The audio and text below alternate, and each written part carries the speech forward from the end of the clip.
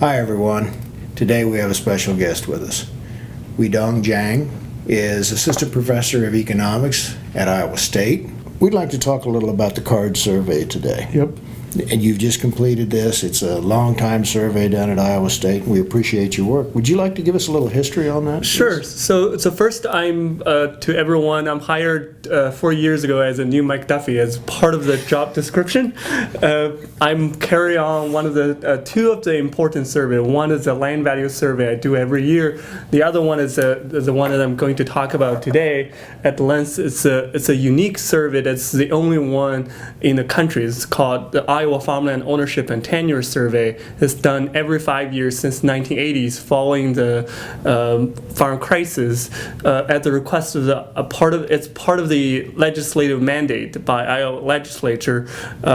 It's really important because this is a statistically representative survey of farmland owners that is done only in the nation, and we have data since 1982 to compare how farmland ownership and tenancy, who the owners rent to, and how long the leases are, whether it's cash rent versus crop share. And this year, more importantly, we added a new section on conservation, how land tenure and land ownership affect conservation. That's a focus for today. Have you seen any trends in ownership?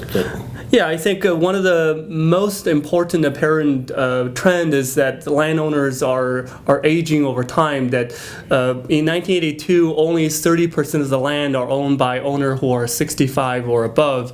As of 2017, we are talking about 60% of the land are owned by 65 or above. 70 owners who are 75 or above own a third of the land. And what is more important, it also related to conservation as well, is 13% of all land in Iowa are owned by senior women landowners who are 80 or above. So surprises in that then, and that you would think was a surprise.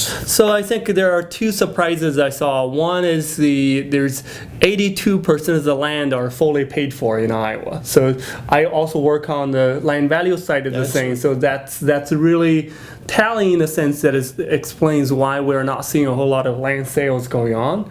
Another surprise is we also find that 57% of all land are owned by landowners who do not currently farm. That a third of the land are owned by someone who never farmed before, who have no farming experience. So that explains there's a lot more efforts that we need to do to get landowners who involved in both the production side of the thing, but also conservation. Mm-hmm. But bear in mind that 1 in 3 acres in Iowa are owned by someone who have no idea of maybe what a drainage tile is. That could be an issue if the landowners, and as you say, a third of the landowners don't know conservation because they didn't grow up in agriculture. They didn't grow up with that family tie to the land that so many of us have experienced. So as you think of that from a perspective of conservation, what do you think that the challenges or opportunities are in selling conservation to it? I think there are some barriers, of course, that a lot of the lingos, because people, 20% of the landowner may not even know the crop yields for the land rented out to others, let alone what cover crops or no-till is. So that's essentially some of the things that is really hard to overcome, but also that increasingly we're facing we're in a situation that the landowner may not visit the land that much, so it's really hard to get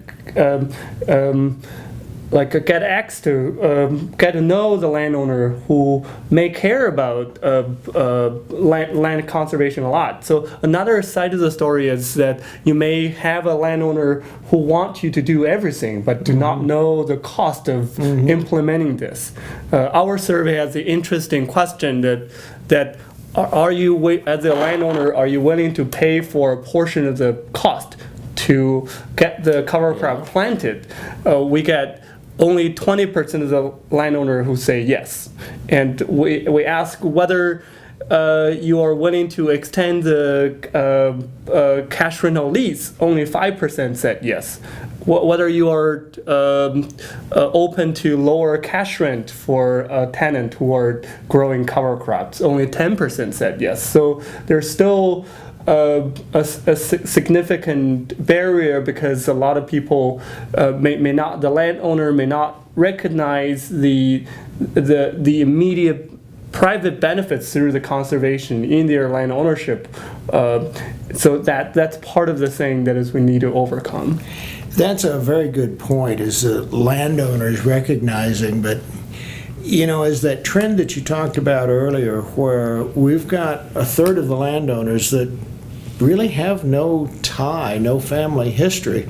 Would you have any thoughts on how we might get that individual that doesn't have a tie involved in conservation? I think, so I wanted to clarify first that it's not necessarily a third of the land are owned by someone who do not have a family tie. Oh, okay. It's a third of the land owned by someone who never farmed themselves. I so see. it's more about farming experiences, may have the family tie because a lot of them is passed on Yes. to the next generation of the farmer, for example. But to answer your question, I think that it's in part through what we do at the university, but also as a government. It's I think when we are designing materials, you cannot assume everyone knows the lingos related to agricultural production or conservation. You really need to think about how the landowner without the farming experience, when they see the fact sheets, do they find these overwhelming? Are there entry steps that they can follow? What is to not feed them too many information, but if they really want to know, if they are interested in conservation, for example, can we say these are top 3 practices that you should really pay attention to? And if you want to engage in your tenants and you have no farming experience, what is the talking points you should be engaging with your tenants? Because they may not even know the crop yields, let alone how to negotiate a cash rental lease with conservation clause in it. So I think there should be more mindful thinking about, maybe there should be more guidance based on different situations for the landowners. When you're dealing with landowners, not assume that they all know what you are talking about.